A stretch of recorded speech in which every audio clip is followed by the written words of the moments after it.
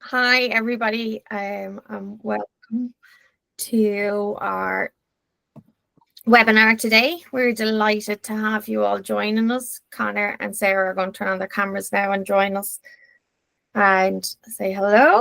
Hi, guys. Hey, everyone. How's things? We're just waiting give another minute for people to join. So we're delighted to have you all here, and just to let you know that we have the questions and answers section on. So if you can see the 9 little dots on the bottom of the right hand side, the bottom of your screen, if you see that, you click in there, you can ask any question. Please put your questions in before and after or during, and we will make sure to get all your questions answered hopefully by the end, and if we don't, we will definitely be in touch with you afterwards to get them introduced. So while we're just waiting for people to come, so I'm going to explain how this will work. I'm just going to do an introduction of who we are, and then myself will be talking about Beauty Buddy and about the consumer generated content side and some stats around that. And then Connor and Sarah are going to be talking about the management of influencer management and social media, but we'll go through all of that now. So I know there's more people joining, but we'll just kick off and sure they can join as they come along. So give me 1 second. And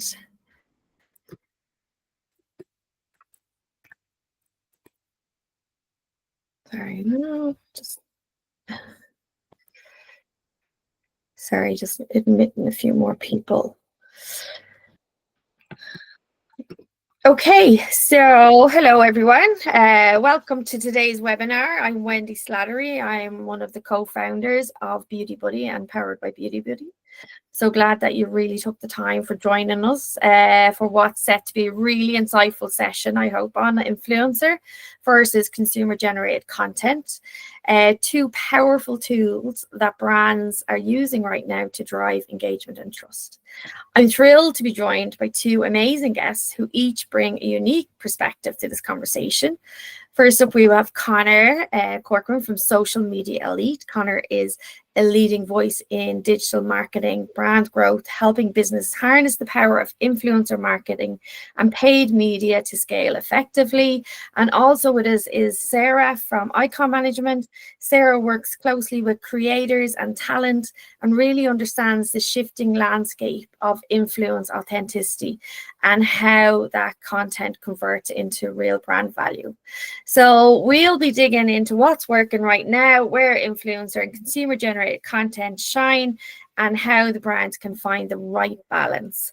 So let's jump in. So I'm going to do a quick presentation on the consumer generated content, and then we will have Connor and Sarah join back in. So please, as I said, ask any of your questions there in the right hand corner where you see the 9 little dots. You can go in on the Q&A. Just makes it much easier for us to be able to make sure we don't miss any of your questions.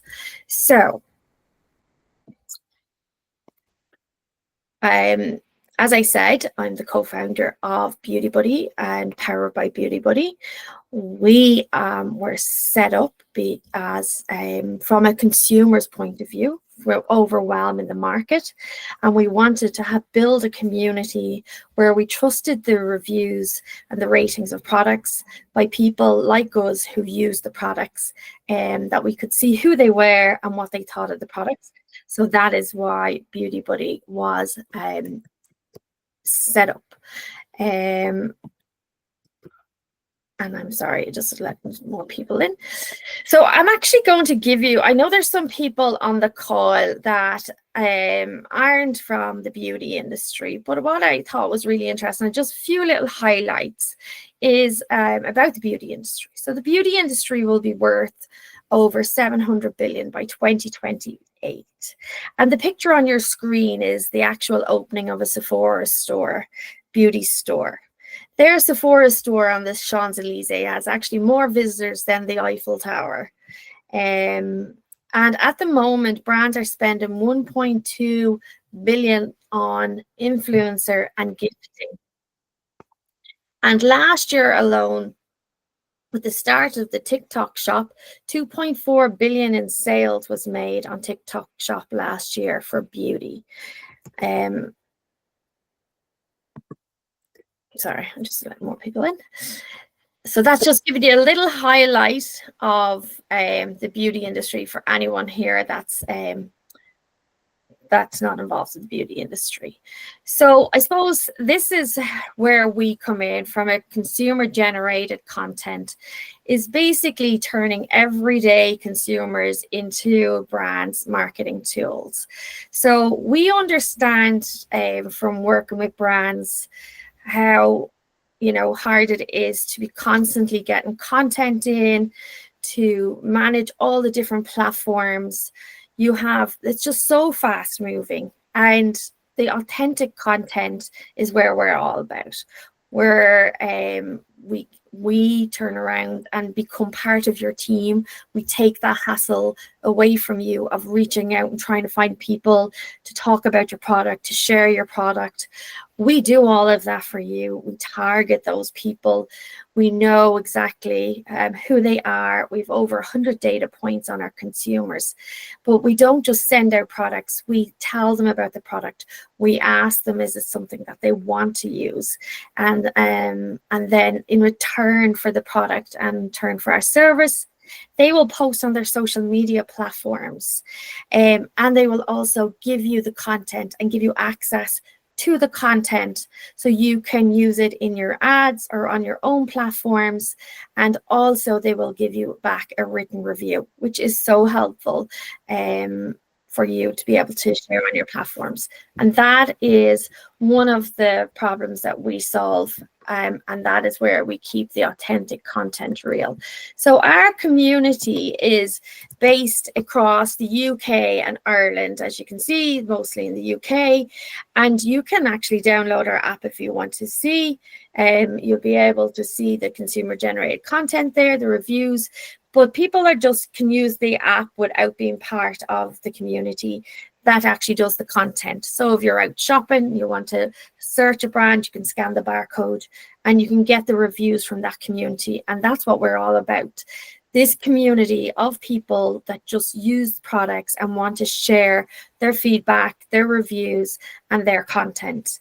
And the authentic content is winning at a rate of nearly 9.5 over brands' own content that we're seeing. So just some of the stats that goes behind all of this from a brand conversion. It's not just about having authentic, content. And when we talk about authentic content, what we mean by that is brands having people that they've made the product for actually using the product and sharing that with their community on what they think of the product, or showing how the product is used, but having no script from the brand, having no direction. The only thing that they will be asked to do is if there is something that they don't like, that they explain what that is and they say why, So it's very important, I think, for brands to also know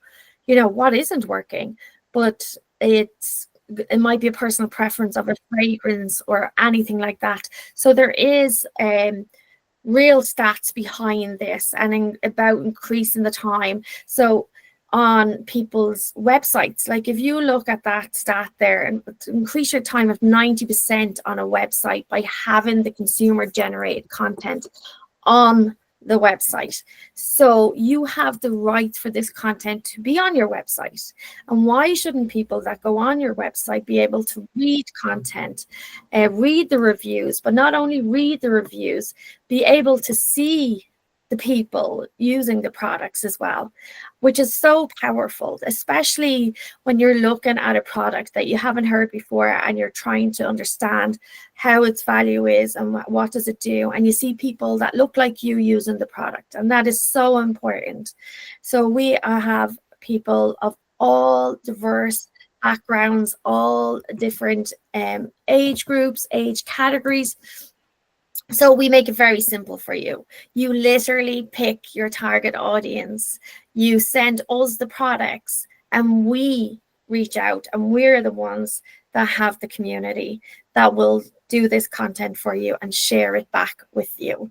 You are able to do this as a once-off campaign if you just want more brand awareness or you're launching a new product, or you can do it on a monthly basis and then just forget about it and just let us be part of the team that actually looks after that part of it, the business for you. So it's a very simple process, and that's our goal. If the authentic content, it's for us, is the way forward. Now, I know Connor and Sarah will be coming on now, and we'll be talking about the influencer side and the influencer marketing, but we need both. You need a strategy around influencer marketing and consumer generated content, the authentic content, just to be able to fill your feeds and to work through your website, and to look, when people are looking, that they see people that look like them and talk like them and trust them. And that's the big thing from a trust perspective. As you can see there, 63% of people buy or advocate based on beliefs and values as well. So if you're following someone that's like you or your friend, you know, that's where the trust. And we all know that, because every single one of you that's listening is a consumer. You're all consumers, and you have to picture which content is actually engaging you more. And you need to be able to have a source of authentic consumer generated content that you can trust and you can just get your hands on, and you can access a community. We have a community of over 45,000 women, and we do have some men that do the content as well between the UK and Ireland. So you can pick what country you want the content to be in, or as I said, skin tone, skin type, skin issues, or skin concerns. And that goes across everything from fragrance to cosmetics. Yeah, so it's authentic, consumer-generated content. That is what Beauty Buddy is all about.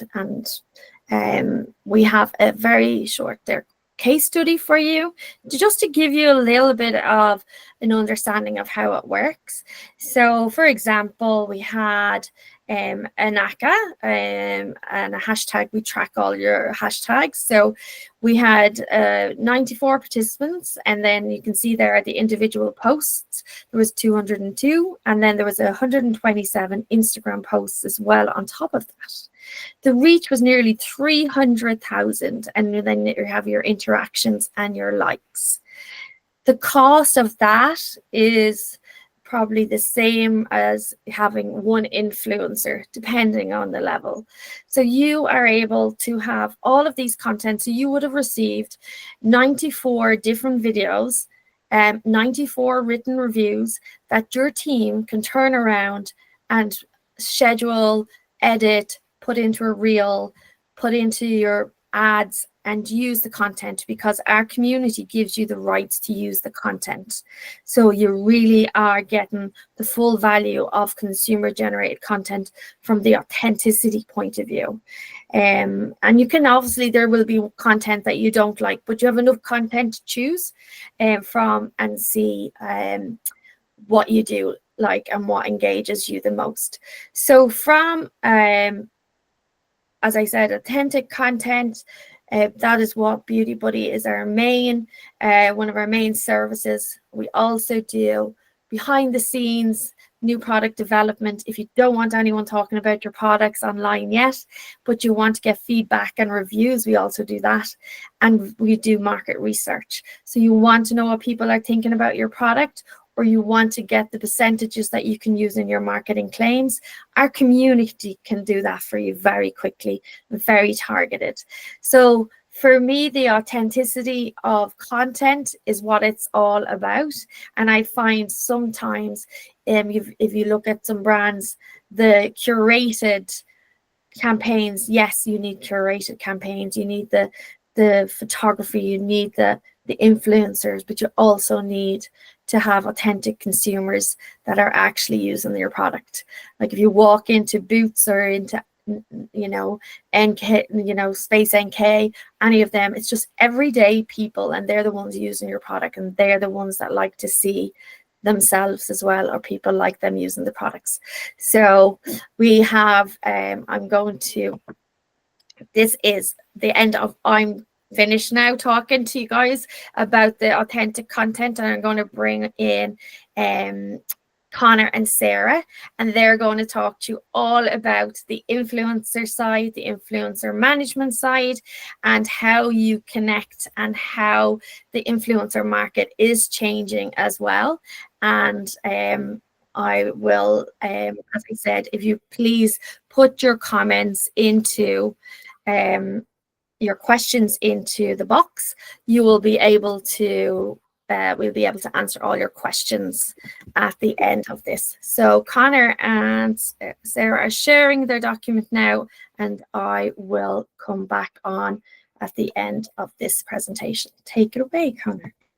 Hey guys. Hello. How's everyone? Thanks so much for having us. Thanks a lot, Wendy, for organising this. I think it's a great opportunity for everyone, hopefully, to get some insights. I suppose from our side, what we're going to talk a little bit about is the influencer side in particular. So we'll get straight into it. In terms of icon management, who we are, what we are, we're a bespoke premium agency. Part of our group, we have Social Media Elite, which is a digital marketing agency from paid performance, and that kind of ties in with Icon. But maybe to explain more about what Icon is, there. Yeah, so we're a boutique agency looking after 16 of Ireland's, I suppose, most well-known creators across beauty, fashion, lifestyle, travel, food, comedy, and everything else in between. So yeah, we really pride ourselves on offering a very bespoke service to either the brand or the creator, and allowing us to work with both sides to build the creator up with brands and their own personal profiles, and then to work with the brand on choosing the right creators for a specific campaign. I suppose then a little bit kind of Wendy's kind of touched on kind of the importance of consumer content and which one versus another one and all that. The reality is it's both are great. Absolutely, they are, and it's the time and place for what is the right one for you, maybe, or both at the same time. But I suppose influencer marketing, what is the difference is they already have a trusted audience. They'll give you a guaranteed reach and an audience of people who trust their opinion. So if you're looking at a particular product, you're looking at a certain age demographic that should use and appeal to your product. An influencer, the right influencer, should already have that audience, engaging with them, viewing their content, and trusting their opinion. Yeah, and I think probably one thing that Wendy mentioned there is, like, with UGC and consumer-led content is the authentic side of it. And I think if you pick the right influencer creator, you should also get that from those guys as well. At the end of the day, these guys are the ones that started, and by building how they built their following was from that authentic, organic content that they shared. So it's really important that, I suppose, when picking an influencer, that obviously you're picking them for their stats and amazing reach and everything like that, but you're also working with someone who aligns with your values and, who's organically going to use the product and actually love the product, and that, when an ad comes up, that you're like, yeah, that makes sense, that influencer has worked with that brand several times or has used it in their get ready with me's, or it's a part of their everyday life. So it becomes a lot more, I suppose, like, believable and trusted. Yeah, and I suppose the benefits of influencer marketing is that trust that Sarah said, but also, like, you imagine you're a beauty or fashion brand and your target demographic is female 25 to 35. Obviously you've tools like ads and organic marketing. You obviously have consumer content, but already that audience, if you have the right influencer, they should have that audience in the palm of their hand within reason. In terms of the types of services an agency would offer is in terms of, as Sarah mentioned there, the type of influencers that are managed, setting up campaigns with them, but also helping to source other influencers that's right for campaigns as well. Yeah, I think, like, now it's gone so particular. Like, a couple of years ago, an agency would have come, or a brand would have come and worked with a couple of creators without really delving into, like, their stats. And now brands obviously want to know exactly what they're getting back for their money, which is really good, because if we have a brand reach out to us, they have a certain demographic, they want conversion or they want awareness, we're able to really guide and set up the campaign for success once we know what the deliverables are. So moving on then to a little bit on the strategy, I suppose this is probably the area that kind of, if people have had negative experiences with influencer marketing, it's often been in this area where the breakdown has been, you really need to identify, first of all, who is the target audience you're looking to do. Then you really need to identify who's the right influencer to hit that audience. Is it you want to work with them on a once-off, or is it a campaign? Very rarely that you'll work with an influencer on once-off to a new audience and expect to get that return on the spot.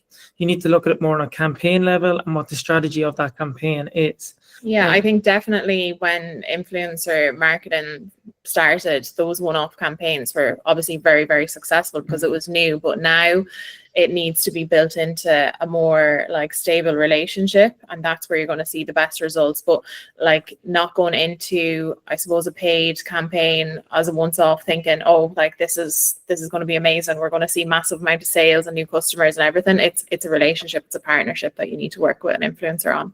Yeah, and I suppose that's kind of where like I can really specialize in, is having a team there that can help you kind of develop a strategy. Is okay, who are we looking to target here? Who's the right influencer? Do we manage them, or is it someone else? How long should we work with them for? And then what's probably the right platforms that suits this campaign and the influencer as well with that. So when you build out that strategy, then it's also kind of setting relevant KPIs. Are we looking for reach, conversion, awareness? What is it? And then how can you then report on it back? And that probably leads on to the next one then, is reporting, and how do you measure the success? And I think that's one thing people often like, oh, is it straight away on conversion immediately, as Sarah just mentioned? But maybe it's broader than that. Maybe we're looking to work with an influencer over the next 3 months to really become authentic, to become part of their daily, weekly routine, whatever it may be. So it feels a really genuine partnership that they want to work with as well. So measuring success over that, we'll look at it over the relevant months of period, whether that's new audiences, new customers acquired, sales, reach. Yeah, and I think like everything is pretty black and white. So like, using trackable links, having access to the creators' stats after their stories have gone live, or like their content has been boosted or whatever, like everything is very black and white to be measured on. So I don't think there's much hiding in using creators. Yeah. Probably then to touch on to like a case study, I suppose, look, we're kind of probably going through this to give you all nuggets of stuff, like, but we're trying to maybe like leave it open if you have questions and stuff on this. So as Wendy said, in the bottom right corner there's the 9 dots you touch on. You can add a question here and we'll be able to answer as well. But maybe to give you an idea of a case study, let's say one of our internal brands here, Cash Beauty, we would have looked at particular age demographics where we wanted to grow our product and our product range into, and grow in that age demographic in particular. Icon would have sourced the relevant influencers. They would have helped build out a brief that would have been very authentic and real. Would have looked at a relevant time frame that we thought would have been the best to get the results and the return on the money. Also from Social Media Elite, as I said, we would look after paid digital marketing. We would have linked in with the Icon team in terms of, well, if you're going to go into that audience, we would love 1 or 2 pieces of content to use in ads. And that's where it becomes really powerful. If you can use ads behind an influencer, it'll really amplify their reach, because they're a recognized face in the feed. And it doesn't then feel like very brand spammy or anything else like that. Yeah, I think usage has become a massive, I suppose, want from a brand over the last year. Definitely, we're seeing a massive amount of content been asked by a creator, and the brand asking, can we have like paid usage on this or organic usage on this for a set amount of months, because they're trying to make the most of that content in every way possible. So they're thinking, I can put that in ads, I can post that organically, I can boost that creator's content. Obviously you're going to pay more for it, but the return of it seems to be massive, because brands keep coming back for that now. And I think once they've tried it and they sit down and they look at, okay, like how are we measuring this entire campaign, they can see the massive success of using a creator across all channels, from an organic point of view and from a paid point of view. Absolutely. And that case study in short was identifying the right influencers, the right platforms for them, how long it should run, and then how we put paid spend behind it to amplify and keep it in front of that audience. And I suppose the results were really significant in that case. But that's a very quick, probably, insight into influencer marketing. And I think it's really about knowing how to use influencer marketing, knowing how to use consumer content, because at the end of the day, content is crucial. in the feed, as everyone knows. And it's the volume of content that's required is quite phenomenal now for any brand to keep themselves out there. So hopefully that's given a good insight, and I suppose we can open up to some questions, maybe, Wendy, if there's any there. Yeah. Brilliant. Thank you so much for that.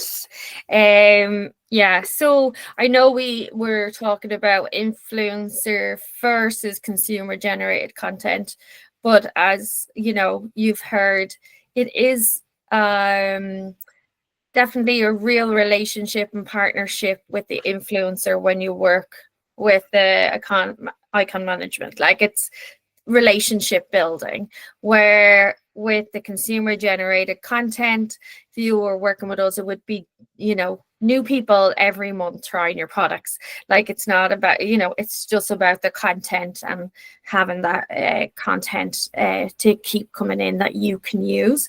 And so it's much more a relationship with Connor and, you know, with Sarah's thing, which is so important. So we have a few questions here. Please, as I said, please do ask questions. There's 9 little dots there on the bottom right hand corner, and you can put a question in. So we have a question from Niamh Kelly. What do you think about people using AI to make it look like authentic UGC?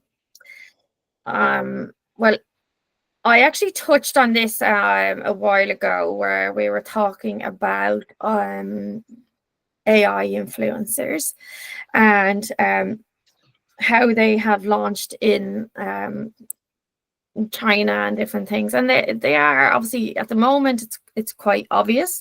They are obviously becoming more real, but at the end of the day, people that are following them know that they're AI. And most of the AI influencers are really given information, obviously, like maybe ingredients of a product or something, or the use of a product. But people, if you're following someone, you know that person is real because you're following them as a choice.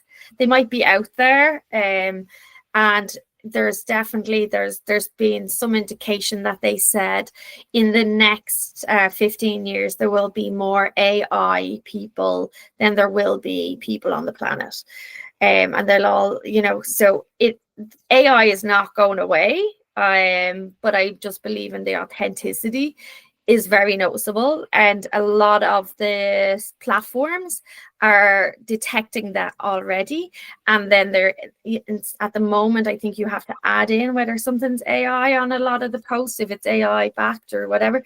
But actually, the plan is for that to come in automatically. So if it is AI, it will be noted automatically by the platform itself.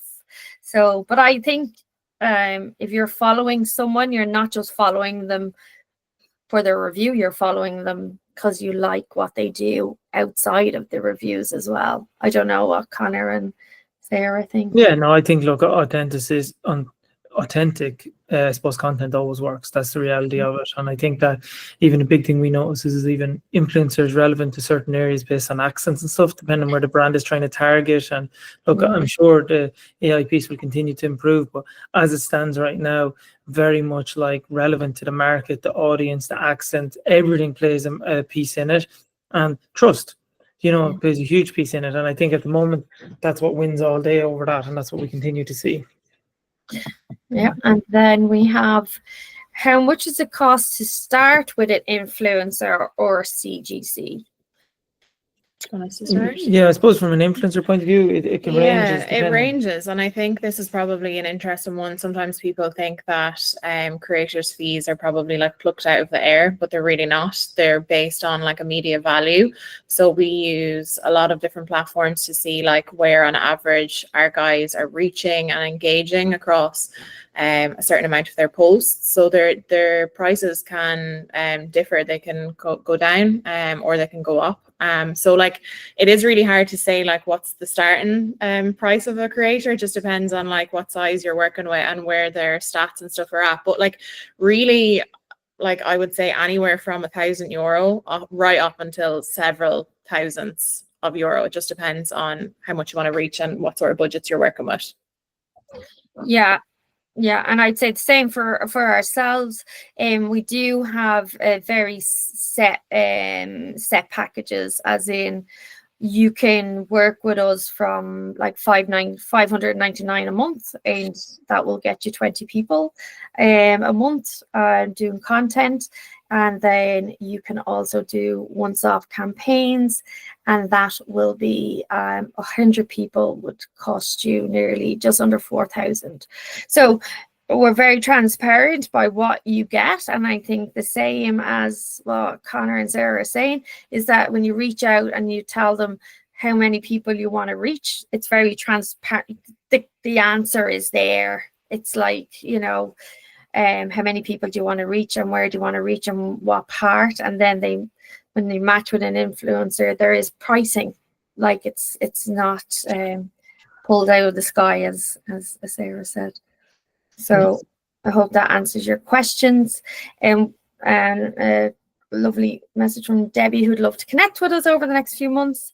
And then we have, do you feel influencers have lost trust as they do so many products?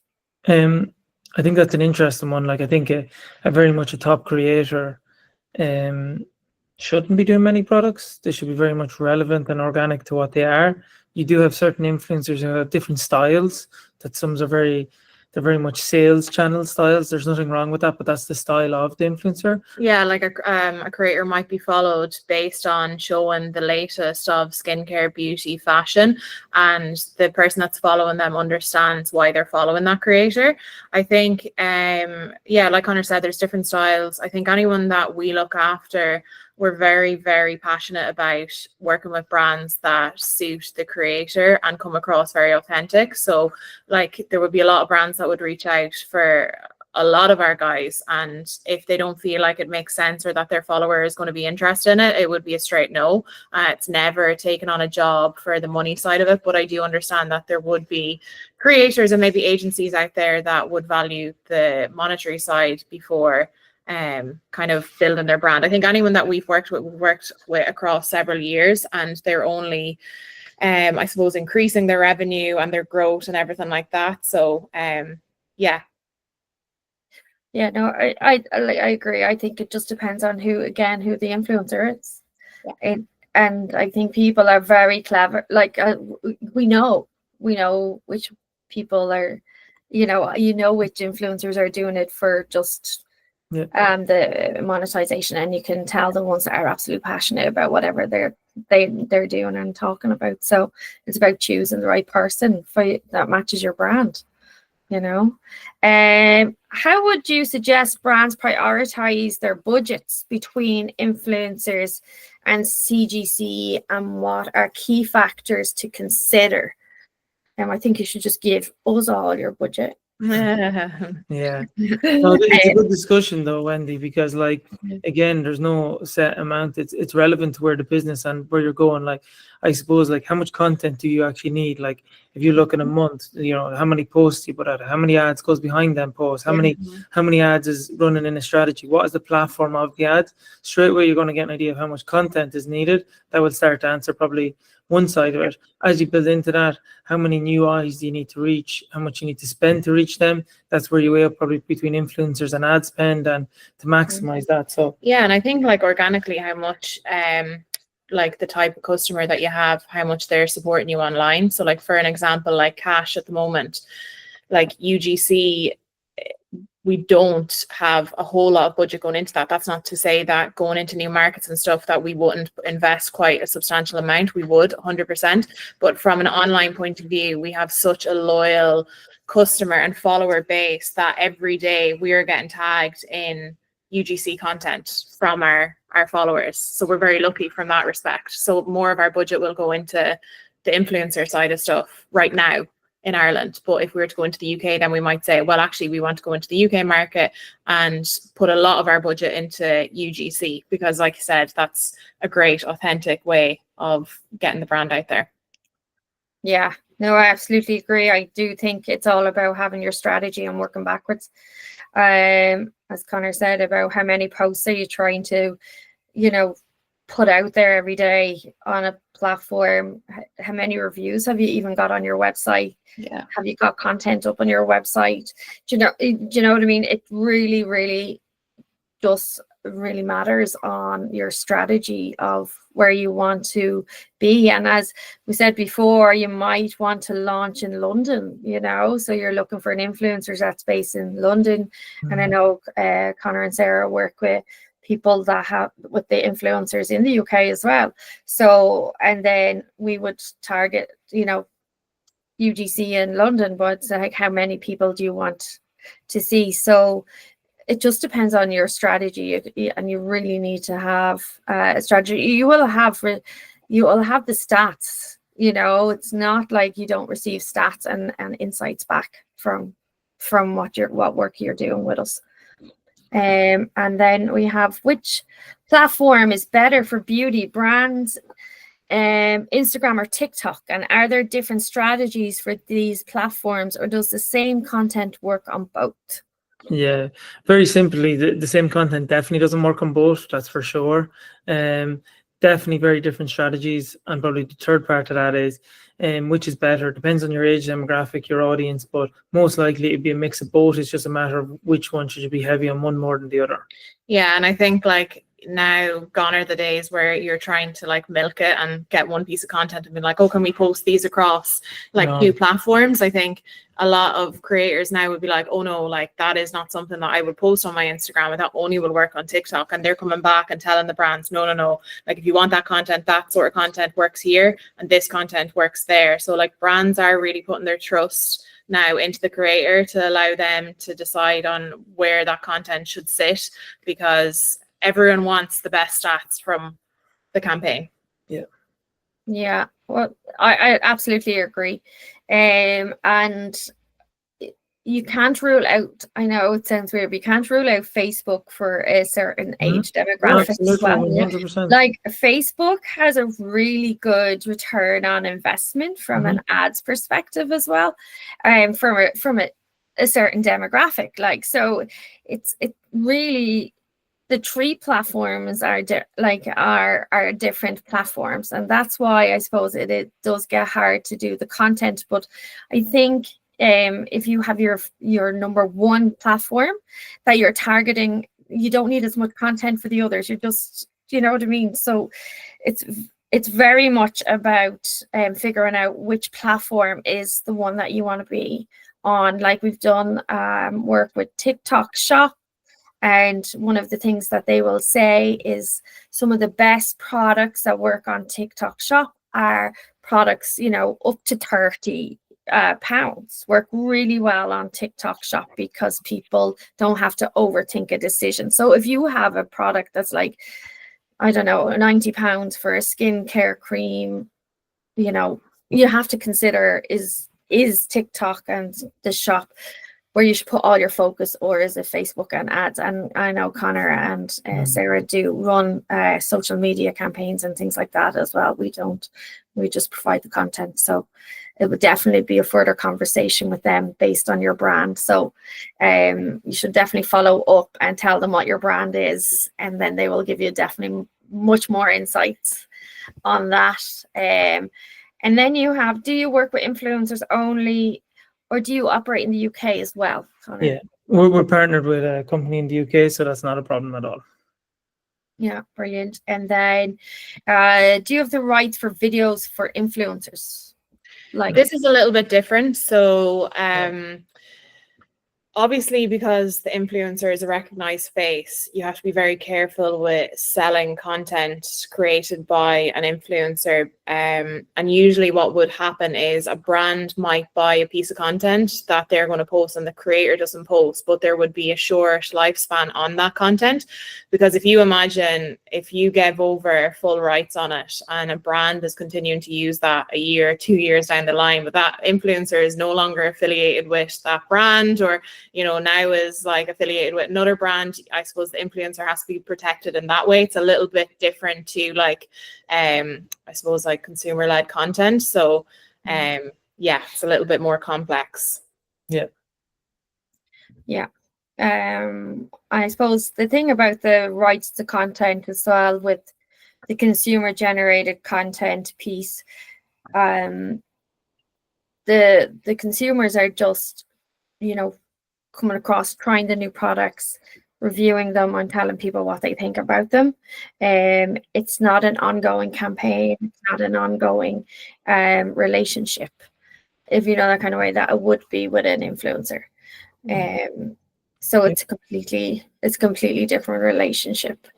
And as you said, yeah, the influencers can move on after a year, and they're still, I've seen some that have to try and fight for their rights back, you know, so I think it's really important to note that. Yes, so if there's any more questions, I know somebody just joined us there, but we won't hold you all up because we know it's a busy part of your day. But if anybody has any more questions, I'll give you a minute there just to add it in. Otherwise, we will have a recording of this, and if anybody wants it to look back on, please reach out, or if anyone wants to connect, please connect directly with either Connor, Sarah, or myself, and we're happy to answer any questions that you have or any questions that weren't answered. This is all about being able to give you more insights of how it all works. And we were delighted that we got to share this with you. And yeah, we really appreciate you all showing up. So there is no more questions after coming in there. So we will leave it at that. And if you have any more questions, then please do feel free to send them on to us. And thank you, Connor and Sarah. Thanks, Wendy. Thank you, everyone. Thank you so much. Cheers, Thanks, guys. guys. Thank Bye-bye, you. everyone.